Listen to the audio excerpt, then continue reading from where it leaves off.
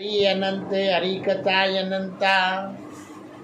हरिवंश पुराण कथा से जीवन निर्वंता, विष्णु पर्व से जीवन निर्वंता और 45 अध्याय से कृष्ण लीला से जीवन निर्वंता।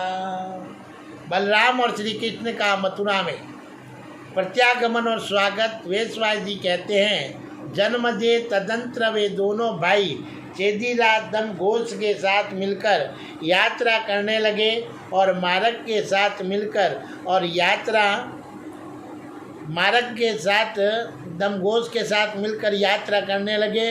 मार्ग के नियम अनुसार चलते हुए उन्होंने बीच बीच में 5 रात निवास किया, किंतु दमघोष के साथ रहने से उन्हें ऐसा प्रतीत हुआ कि हम एक ही रात मार्ग में रहे और इस प्रकार परमानंद से संपन्न हो। वे दोनों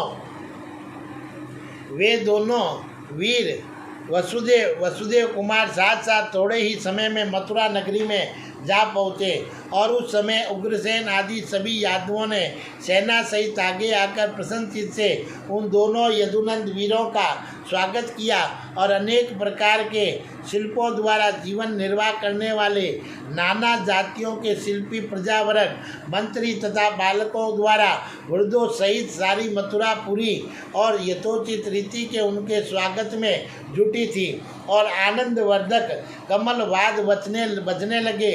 उन दोनों पुरुष पर्व वीरों की स्तुति होने लगी। सब और की गलियां और सड़कें पताकों से अलंकृत होने और उत्तम शोभा पाने लगी।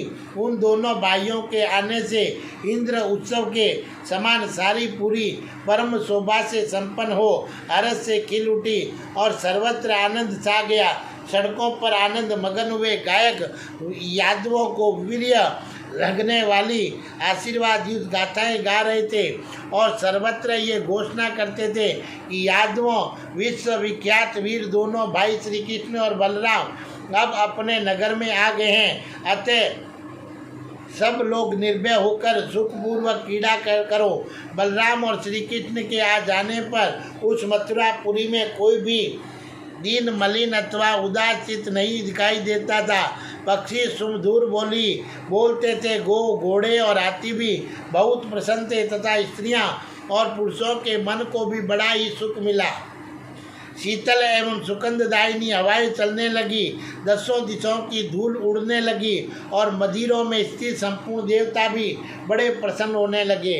इस कथा में भगवान ने ये बताया है कि जहाँ कृष्ण और बलराम पहुँच गए वहाँ पर शुद्ध हवाएं शुरू होगी और दूषित हवाएं लुप्त हो गई। तो कहने का मतलब है, हरि अनंत हरि कथा अनंता। जहाँ जहाँ पर ये कथा का स्मरण किया जाएगा और जहाँ जहाँ कथा हवा में चलेगी तो वहाँ पर शुद्ध हवा हो जाएगी, 10 दिशाएं शुद्ध हो जाएगी और पूरा वातावरण शुद्ध हो जाएगा। तो हरि अनंत हरि कथा अनंता। जीवन में कोई पाप नज़दीक नहीं निर्वंता, पाप नज़दीक नहीं आता है, वह दूर भाग जाता है और सब समस्या निर्वय हो जाती है, निर्वंता हो जाती है, समस्या का समाधान हो जाता है। तो हरि अनंत हरि कथा अनंता और विष्णु पर्व की कथा से जीवन निर्वंता। तो सतयुग आने पर इस जगत में जो लक्षण एवं वृत्तांत घटित होते हैं वे सब के सब कृष्ण एवं बलराम के आगमन पर प्रत्यक्ष दिखाई देने लगे। तदंतर मंगल में पुण्य और मूर्त में दोनों शत्रुमर्दन वीर उस अश्वयुक्त रथ के द्वारा मथुरापुरी में प्रविष्ट हुए। उस रमणीयपुरी में प्रवेश करते समय श्री कृष्ण और बलराम के पीछे समस्त यादव उसी प्रकार चले जैसे देवता इंद्र के पीछे चलते। जैसे चंद्रमा और सूर्य सुमेर पर्वत की गुफा में प्रवेश करते हो और उसी प्रकार वे दोनों यदुनंदन वीर पिता वसुदेव के घर में प्रविष्ट हुए और उस समय उन दोनों के मुख पर प्रसन्नता छा रही थी और वह अपने घर में आयुध को रखकर वे दोनों यदुकुल तिलक वसुदेव पुत्र स्वेच्छानुसार विचरते हुए आनंद मगन रहने लगे।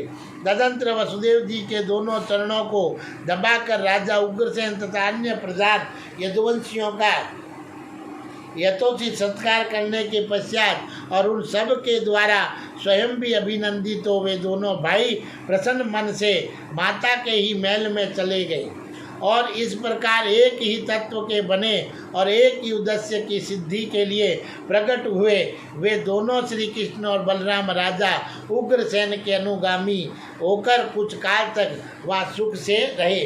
बोलिए श्री कृष्ण भगवान की।